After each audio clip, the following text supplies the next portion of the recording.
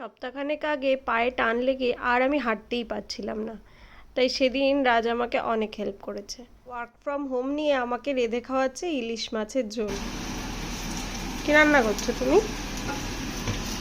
আলু ভাজা আর জিরে ভাজা।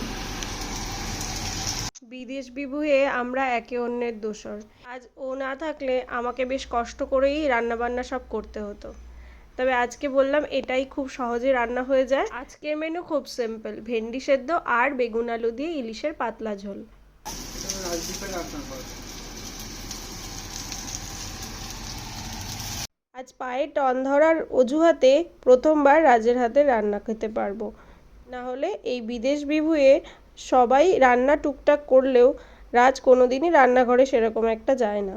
রান্নাঘরের সাথে বন্ধুত্ব একেবারেই নেই। তবে আজ খুব ভালোও লাগছে, এই সুযোগে আমি একটু সেবা যত্ন পাচ্ছি। প্রথমবার রান্না করেছে, কিন্তু খেতে হয়েছিল দুর্দান্ত। অসুস্থতার কারণে মাঝে মাঝে এরকম বরের হাতে সুস্বাদু রান্না খেতে মন্দ লাগে না, কি বলুন?